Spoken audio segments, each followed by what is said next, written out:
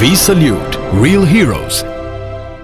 ജീവിതം യൗവനതീഷ്ണവും ഹൃദയം പ്രേമസുരഭിലവുമായ ഈ അസുലഭ മുഹൂർത്തത്തിൽ എന്നെഴുതിയത് ബേപ്പൂർ സുൽത്താൻ. ഏകദേശം അതുപോലെ തന്നെ ജീവിതം യൗവനതീഷ്ണമായ ഒരു കാലഘട്ടത്തിലാണ് ആലുവ ദേശം സ്വദേശിയായ ഒരു ചെറുപ്പക്കാരൻ തൻ്റെ ഹൃദയം കാതങ്ങൾക്കപ്പുറമുള്ള ഒരു സാഹിത്യകാരന് സമർപ്പിക്കുന്നത്. ശിരസുകുനിച്ച് വണങ്ങി അർത്ഥം വ്യക്തമാകാത്ത ഒരു ചിരിയോടെ അയാൾ പറഞ്ഞു, ഒരുപക്ഷേ അതെൻ്റെ മിഥ്യാഭ്രമമായിരുന്നു. അതെല്ലാം എൻ്റെ കൺമുൻപിൽ ദ്രുതഗതിയിൽ ഓടിമായുന്നതായി അനുഭവപ്പെട്ടു. കലാലയ ജീവിതത്തിന് ശേഷം തൊഴിൽ തേടിയുള്ള കാത്തിരിപ്പിലേക്ക് ഒരു യുഗത്തിന്റെ ദൈർഘ്യമുണ്ടായിരുന്നു അന്ന്. കൗമാര കാൽപ്പനിക ഭാവം പടം പൊഴിച്ച് പരുക്കൻ ജീവിതപാതയിലേക്ക് തിരിയുന്ന കാലം. കോളേജ് പഠനം കഴിഞ്ഞ് അനുഭവിക്കേണ്ടി വന്ന ആ നരകം പിടിച്ച ഇടവേളയിൽ ഒരു ദിവസമാണ് ആലുവ ദേശത്തുള്ള വേണു ഒരു പുസ്തകം വായിക്കുന്നത്. സന്ധ്യയ്ക്ക് വീട്ടുപടിക്കൽ വെറുതെ അങ്ങനെ നിൽക്കുമ്പോൾ പഴയൊരു സഹപാഠി ആ വഴി വന്നു. വായനശാലയിൽ കണ്ട ഒരു പുസ്തകവുമായി വീട്ടിലേക്കു മടങ്ങുകയായിരുന്നു ഷൺമുഖൻ എന്ന ആ കൂട്ടുകാരൻ. പുസ്തകം പക്ഷേ വായിച്ചത് ഷൺമുഖനല്ല. ഷൺമുഖന്റെ കയ്യിൽ നിന്ന് വേണു പുസ്തകം ഏറ്റുവാങ്ങിയ പകലെന്നോ രാത്രിയെന്നോ പറയാനാകാത്ത ആ സന്ധ്യാവേളയിൽ വേണു ആരാകണമെന്നും എങ്ങനെ അറിയപ്പെടണമെന്നും വിധി തീരുമാനമെടുത്തു. വേണു വി ദേശമെന്ന ആ പഴയ ചെറുപ്പക്കാരൻ അതേക്കുറിച്ച് പിന്നീട് ഇങ്ങനെ എഴുതി: ദസ്തേവസ്കിയുടെ ഒരു കൃതി ആദ്യമായി ഒരുവൻ വായിക്കുന്നുവെങ്കിൽ അത് നിന്ദിതരും പീഡിതരുമായിരിക്കണം. പോരാ, അയാൾ യുവാവ് കൂടിയായിരിക്കണമെന്ന് സ്റ്റീഫൻ സെയ്ഗ് പറഞ്ഞത് പിന്നീടാണ് ഞാൻ അറിഞ്ഞത്. നിന്ദിതരും പീഡിതരും എന്നെ ആഴത്തിൽ ഇളക്കി മറിച്ചു. അത്രമേൽ എൻ്റെ ആത്മാവെ സ്പർശിച്ച ഒരു കൃതി അതിനു മുൻപ് ഞാൻ വായിച്ചിരുന്നില്ല. വായിക്കുന്നതോടെ അത് തീർന്നു പോകുമല്ലോ എന്ന ചിന്ത എന്നെ വേദനിപ്പിച്ചു. ദസ്തേവസ്കിയിലേക്ക് എനിക്കുള്ള ചൂണ്ടുപലകയായിരുന്നു ആ പുസ്തകം.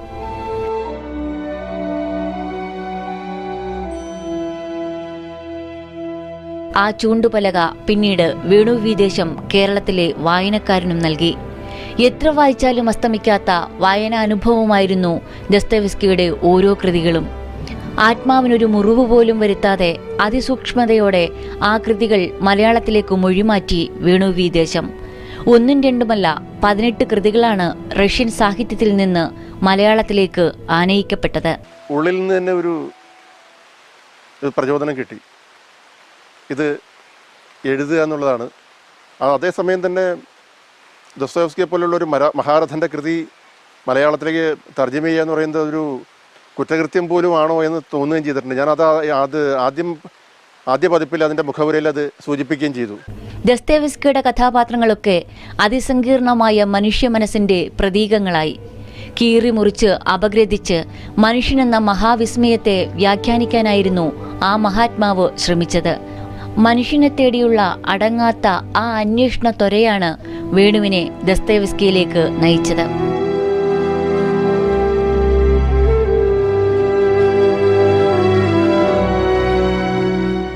അടിസ്ഥാനപരമായിട്ട് ദസ്തേവസ്കി ഒരു വിശ്വാസിയാണോ സംശയാലുവാണോ എന്നുള്ള പ്രശ്നം നമ്മളെ വേട്ടയാടും. ആധുനിക മനുഷ്യൻ്റെ ഏറ്റവും വലിയ പ്രശ്നമാണ് ഈ വിശ്വാസവും സംശയവും. ഇന്ത്യൻ സാഹിത്യം ഒട്ടേറെ കാലം നൂറ്റാണ്ടുകളിലൂടെ ഫാറ്റലിസത്തിൽ, വിധിവിശ്വാസത്തിൽ അധിഷ്ഠിതമായിരുന്നു. മലയാളത്തിനും അതിൻ്റേതായ സ്പേസ് ഉണ്ട്. പക്ഷേ നമ്മുടെ മൊത്തം ലോക നിലവാരത്തിൽ നോക്കുമ്പോൾ അത്ര അന്തസ്സാരം ഉള്ളവയാണ് മലയാള സാഹിത്യത്തിൽ ഉള്ളത് എന്ന് പറയാൻ കഴിയുന്നില്ല. കേരളീയത തുടിച്ചു നിൽക്കുന്ന കുറേ അധികം എഴുത്തുകാർ നമുക്കുണ്ട്. അവരെ ഒരിക്കലും വിസ്മരിക്കാനാവില്ല. നന്ദനാർ, മാധവിക്കുട്ടി, അവരെയൊക്കെ ആ ഗണത്തിൽപ്പെടുത്താവുന്നതാണ്. മിക്കവാറും എഴുത്തുകാർ ബാഹ്യ പരിസരങ്ങൾ മാത്രം വർണ്ണിക്കുന്നു. ആന്തരപ്രകൃതിയിലേക്ക് അവർ തിരിഞ്ഞു പോലും നോക്കുന്നില്ല. റഷ്യൻ സംസ്കാരത്തെയും ജീവിതത്തെയും ഇങ്ങകലെ കേരളമെന്ന നാട്ടിലേക്കും മലയാളമെന്ന ഭാഷയിലേക്കും തൻ്റെ തൂലിക തുമ്പിലൂടെ ആവാഹിച്ചു വേണു വി ദേശം. ഞരമ്പുകളിൽ തീ കോരിയിട്ട് യുവാക്കളെ വഴിപിഴപ്പിക്കുന്ന ഒരു അരാജകവാദി ആയിരുന്നില്ല വേണു വി ദേശത്തിന് ദസ്തേവസ്കി. ജീവിത സമസ്യകളിലേക്ക് കണ്ണയച്ച് പുഞ്ചിരിക്കുന്ന ഋഷിതുല്യനായ ആചാര്യൻ. അങ്ങനെയാണ് വേണു വി ദേശം ദസ്തേവസ്കിയെ ഹൃദയത്തിലേക്ക് ഏറ്റുവാങ്ങിയത്. നിന്ദിതരും പീഡിതരും വായിച്ചതോടെ ദസ്തേവസ്കിൻ കൃതികൾക്കായുള്ള ഓട്ടം ആരംഭിച്ചു വേണു. അസാധാരണ അനുഭവങ്ങൾ കോർത്തിണക്കിയ ഹൃദയസ്പർശിയായ കഥകൾ തേടി മാത്രമായിരുന്നില്ല ആ അന്വേഷണം. ആരാണ് ദസ്തേവസ്കി എന്നറിയാനായി ശ്രമം. GN പണിക്കർ രചിച്ച ദസ്തയേവ്സ്കി കലയും ജീവിതവും എന്ന ഗ്രന്ഥം ആ തൃഷ്ണയ്ക്ക് താൽക്കാലിക ശമനം നൽകി. എന്നിട്ടും തെരഞ്ഞുപിടിച്ച് കിട്ടാവുന്ന പുസ്തകങ്ങളൊക്കെ വായിച്ചു. ദസ്തയേവ്സ്കിയുടെ ആദ്യത്തെ കൃതി മലയാളത്തിലേക്ക് തർജ്ജമ ചെയ്തത് ഇടപ്പള്ളി കരുണാകര മേനോനാണ്. ഇഡിയറ്റ് എന്ന് പറഞ്ഞ കൃതിയാണ് ആദ്യമായിട്ട് മലയാളത്തിൽ വന്നത് എന്നാണ് എൻ്റെ ഓർമ്മ. അന്ന് മുതൽ ഒരു ന്യൂനപക്ഷം മലയാളത്തിൽ ദസ്തയേവ്സ്കിയുടെ ആരാധകരായിട്ട് എല്ലാ കാലത്തും ഉണ്ട്. നന്മ തിന്മകളെക്കുറിച്ചും ധർമാധർമ്മങ്ങളെക്കുറിച്ചും ആഴത്തിൽ അന്വേഷിച്ച ഒരു എഴുത്തുകാരനിലെ ദാർശനികനെ വേണു തിരിച്ചറിഞ്ഞു. വർത്തമാനത്തിലോ ഭൂതത്തിലോ തങ്ങി നിൽക്കാതെ അതിവിദൂരമായ ഭാവിയിലേക്കും നീണ്ടുപോകുന്ന ദീർഘവീക്ഷണം. ആ ദർശനങ്ങളുടെയും തിരിച്ചറിവുകളുടെയും അന്തസാരം ഒട്ടും ചോരാതെ ഏറ്റുവാങ്ങാൻ വേണു വി ദേശത്തിന് കഴിഞ്ഞു. ആ ഏറ്റുവാങ്ങലാണ് അദ്ദേഹത്തെ ലോകസാഹിത്യത്തിലെ പിതാമഹനെന്നും റഷ്യൻ ക്രൈസ്റ്റ് എന്നും വിശേഷിപ്പിക്കപ്പെട്ട ദസ്തയേവ്സ്കിയൻ ദർശനങ്ങളുടെ തടവറയിലാക്കിയത്. സത്തയെക്കുറിച്ചുള്ള അന്വേഷണമാണ്. സത്ത എന്ന് പറയുമ്പോൾ അത് പൂർണ്ണമാണോ ശൂന്യതയാണോ എന്ന് ആർക്കും കണ്ടെത്താനാവില്ല. ചിന്തയുടെ ഒരു പ്രത്യേക പരിണാമദശയിലെത്തുമ്പോൾ സത്ത തന്നെയാണ് ശൂന്യത എന്ന് നമ്മൾ തിരിച്ചറിയും. അതുകൊണ്ടാണ് ബുദ്ധൻ സത്തയാണോ സത്യം ശൂന്യതയാണോ സത്യം എന്ന് ചോദിച്ചപ്പോൾ നിർമ്മമനായി മിണ്ടാതിരുന്നത്. ഏതെങ്കിലും ഒരു പക്ഷത്തേക്ക് ചായാൻ ശരിയായ ഒരു ചിന്തകന് സാധിക്കില്ല. ചൂതാട്ടക്കാരനായിരുന്നു ആദ്യം പരിഭാഷപ്പെടുത്തിയത്. ഇതുൾപ്പെടെ 12 നോവലുകളും 3 ചെറുകഥകളും ഒരു യാത്രാവിവരണവും മൊഴിമാറ്റി. ഒപ്പം ദസ്തയേവ്സ്കിയുടെ പത്നി അന്നയുടെ ഓർമ്മ പുസ്തകം അന്നയുടെ ഓർമ്മകളെന്നും ദസ്തയേവ്സ്കി അന്നയുടെ കുറിപ്പുകളെന്നും 2 ഭാഗങ്ങളായി മൊഴിമാറ്റി. ദസ്തയേവ്സ്കി അവസാനിക്കാത്ത അധ്യായങ്ങൾ എന്ന പേരിൽ സ്വതന്ത്രമായ ഒരു ജീവചരിത്ര രചനയും നിർവഹിച്ചിട്ടുണ്ട് വേണു വി ദേശം.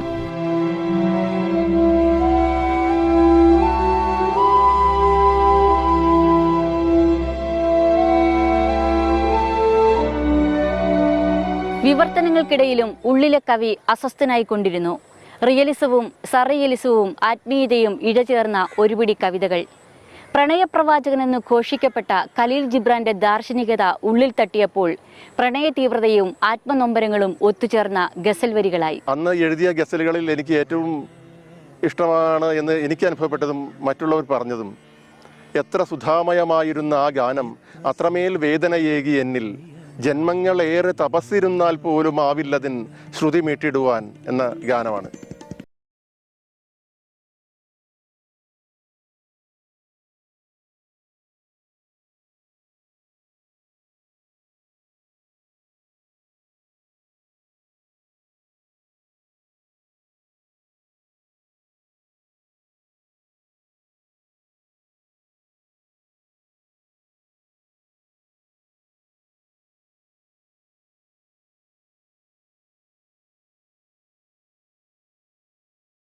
പ്രണയിനികളെ കോരിത്തരിപ്പിക്കുകയും വിരഹവേദനയാൽ കണ്ണീർ പൊഴിപ്പിക്കുകയും ചെയ്യുന്ന മാസ്മരികതയുണ്ട് ഗസലിന്.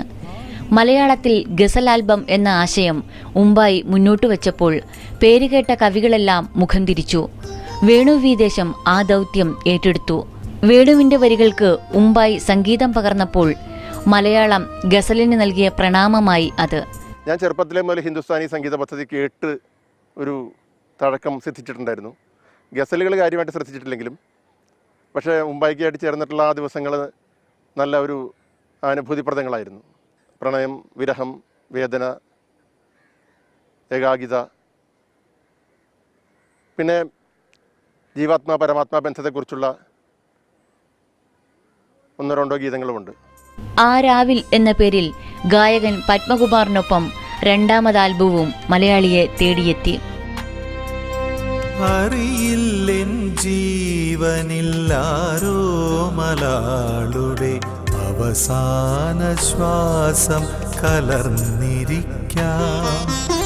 എന്തിന പൂർണ്ണത കൊണ്ടെന്തിങ്ങനെ നിത്യതയെ ദൈവം കോറിയിട്ടു. അറിയില്ലെൻ ജീവനില്ലാരോ മലാളുടെ അവസാന ശ്വാസം കലർന്നിരിക്കാം.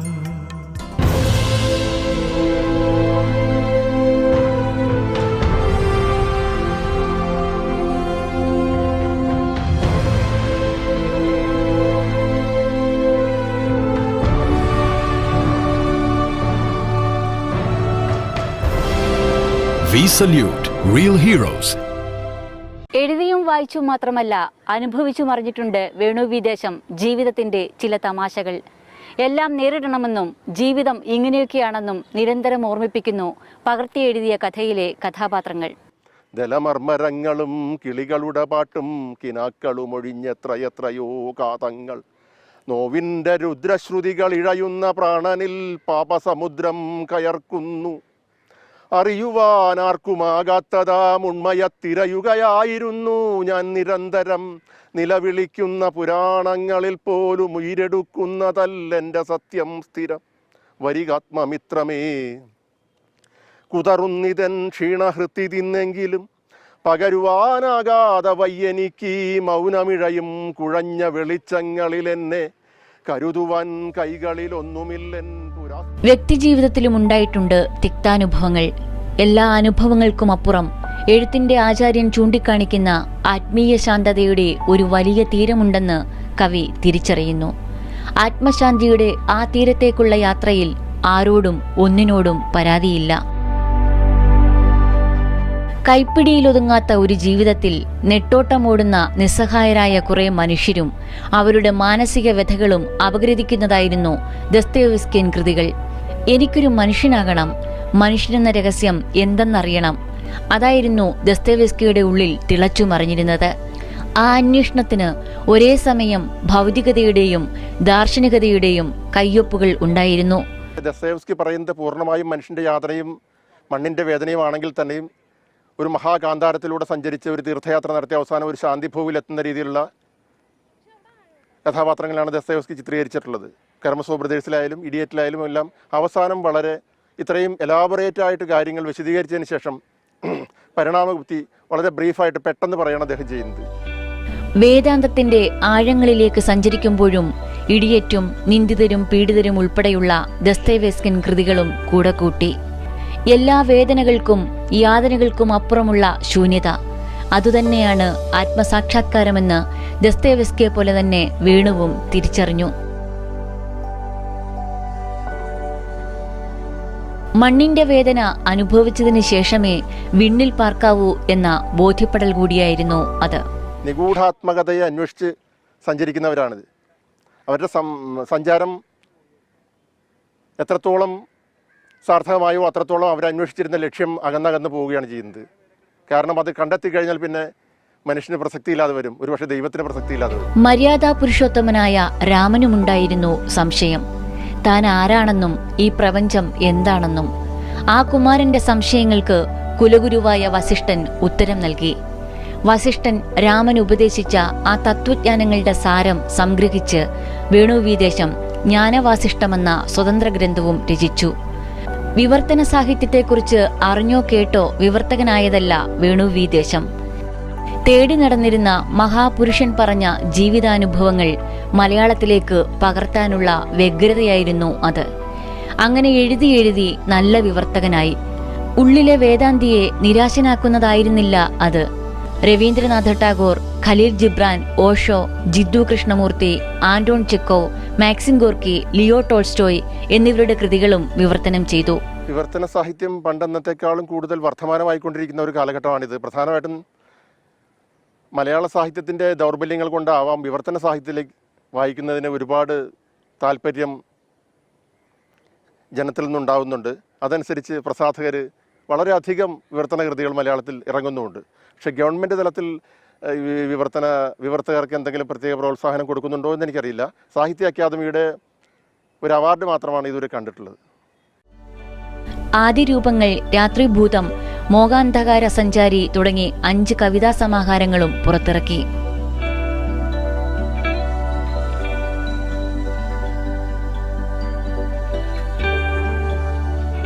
കവി എന്നുള്ള നിലയ്ക്ക് അറിയപ്പെടാനാണ് ഞാൻ സത്യത്തിൽ ആത്യന്തികമായി ആഗ്രഹിക്കുന്നത്. വിവർത്തനം കവിതയുമായി ബന്ധമില്ലാത്ത ഒരു മേഖലയാണെന്ന് എനിക്ക് തോന്നുന്നില്ല. കാരണം എഴുത്തച്ഛൻ ഒരു വിവർത്തകൻ മാത്രമാണല്ലോ അർത്ഥത്തിൽ നോക്കുമ്പോൾ. ഷേക്സ്പിയർ നാടകം എഴുതി, ദസ്തയേവ്സ്കി നോവൽ എഴുതി, പക്ഷേ ഇവരെല്ലാം വിശ്വമഹാകവികളായിട്ടാണ് അറിയപ്പെടുന്നത്. അപ്പോൾ എന്താണ് കവിത എന്ന് നാം വിശകലനത്തിന് വിധേയമാകാത്ത ഒരു പ്രതിഭാസമാണെന്ന് മനസ്സിലാക്കേണ്ടിയിരിക്കുന്നു. വാക്യം രസാത്മകം കാവ്യം എന്നുള്ള വ്യാഖ്യാനം കുറച്ചൊക്കെ അടുത്തിരിക്കുന്നു. രസാത്മകമായ വാക്യം നാടകമാണെങ്കിലും കവിതയാണെങ്കിലും ഛന്ദോബദ്ധമാണെങ്കിലും അല്ലെങ്കിലും അതിൽ കവിത ഉണ്ടാകാം. ലോക സാഹിത്യത്തിലെ എഴുത്തിന്റെ ഭീഷ്മാചാര്യരെ നെഞ്ചേറ്റി നടക്കുന്ന ഈ മനുഷ്യനെ റഷ്യക്കറിയില്ല. ദസ്തേവ്സ്കിൻ കൃതികളെ കീറിമുറിച്ചു പഠിക്കുന്ന സാഹിത്യ ഗവേഷകരും അറിഞ്ഞിട്ടില്ല ഭൂപടത്തിന്റെ ഒരു കോണിൽ ഒരു കുഞ്ഞു ദേശത്ത് ദസ്തേവ്സ്കിയുടെ കഥാപാത്രങ്ങൾ മലയാളം പറഞ്ഞ് വിഹരിക്കുന്നത്. യുവാക്കളെ വഴിതെറ്റിക്കുന്ന നീചപ്രതിഭയെന്ന് ഭരണകൂടം വിധിയെഴുതിയ ഒരു മഹാപുരുഷന്റെ കാലടിപ്പാടുകൾ പതിഞ്ഞ മണ്ണിലെത്താൻ ഒരു പകുതി ദിവസത്തിന്റെ ആകാശദൂരമേയുള്ളൂ. അവിടെയാണ് ഭർത്താവിന്റെ കയ്യെഴുത്തു പ്രതികളുമായി അലഞ്ഞു നടന്ന് പട്ടിണി കിടന്ന് പടുവൃദ്ധയായ അന്ന മരിച്ചു വീണതും. ഒന്നും കാണേണ്ട ശിഷ്യന്, ആരെയും ബോധ്യപ്പെടുത്താനുമില്ല. മൺമറഞ്ഞു പോയത് ആ ആചാര്യന്റെ ശരീരം മാത്രം. ആത്മീയമായി ആ മഹാപ്രതിഭയുടെ സാന്നിധ്യവും അനുഗ്രഹവും ഒപ്പമുണ്ടെന്ന് വേണുവീദേശം വിശ്വസിക്കുന്നു. ഉണ്ടാകണം. അല്ലെങ്കിൽ അസ്വസ്ഥമായ മനസ്സോടെ വെറുതെ നിന്നിരുന്ന ആ ചെറുപ്പക്കാരന്റെ കയ്യിലേക്ക് ആ സന്ധ്യയിൽ നിന്ദിതരും പീഡിതരും എത്തുമായിരുന്നില്ല. ഇന്നേക്കും ഞാൻ അറിഞ്ഞിട്ടുള്ളവർ വെച്ച് ഏറ്റവും അനിതര സാധാരണനും വിചിത്ര സ്വഭാവിയുമായിരുന്നു ആ മനുഷ്യൻ. ബാല്യത്തിൽ എനിക്ക് അദ്ദേഹത്തെക്കുറിച്ചുണ്ടായ പ്രതീതികൾ ഉജ്ജ്വലങ്ങളാണ്. എൻ്റെ ജീവിതത്തിൽ ഉടനീളം അവ സ്വാധീനം പുലർത്തിപ്പോന്നു. എൻ്റെ കഥ സുഗ്രാഹ്യമാകുന്നതിലേക്കായി ഞാൻ അദ്ദേഹത്തിൻ്റെ ജീവിതകഥ ആദ്യം വിവരിക്കാം. ജീവിതത്തെ പിടിച്ചുകുലുക്കുകയും ചിലപ്പോൾ മാറ്റിമറിക്കുകയും ചെയ്യുന്ന അനുഭവ പരമ്പരകളിലൂടെയാണ് ജീവിത പ്രയാണം. അതിതീക്ഷ്ണമായ അനുഭവങ്ങളെ അതിജീവിക്കാനുള്ള ധൈര്യമാണ് ഉദാത്തമായ സാഹിത്യ സൃഷ്ടികൾ നൽകുന്നത്. ജീവനെ കീറുമുറിക്കുന്ന അനുഭവങ്ങൾക്കൊടുവിൽ കാത്തിരിക്കുന്നുണ്ട് ഒരു ശാന്തത. എല്ലാ തിരിച്ചറിവുകളുടെയും പരമമായ വെളിച്ചമാണത്. ആ വെളിച്ചം വിതറുന്ന ഒരുപിടി കൃതികൾ കേരളത്തിന് സമ്മാനിച്ച വേണുവീദേശത്തിന് നന്ദി. പ്രണയാതുര സ്വപ്നമേഘങ്ങൾ തുടിക്കുന്ന പ്രഭവങ്ങളിൽ ചെന്ന് ചുംബിക്കുന്നുണ്ടാ ഗാനം. അതിലാർക്കുന്നു പുരാവർഷകോടികൾ നീളും പ്രണയം, സുതാര്യമാം ആത്മപ്രേമത്തിൻ മൗനം. സകലം മറന്നു നീ പാടുമ്പോഴറിവൂ ഞാൻ സകലം പെറുമാതിമഹസിൻ അജ്ഞേയത. എത്രമേൽ സുതാര്യമാം ചിൽപ്രകാശമാകുന്നു സ്വച്ഛമായി പ്രസരിപ്പതാ മൃദുരാഗങ്ങളിൽ.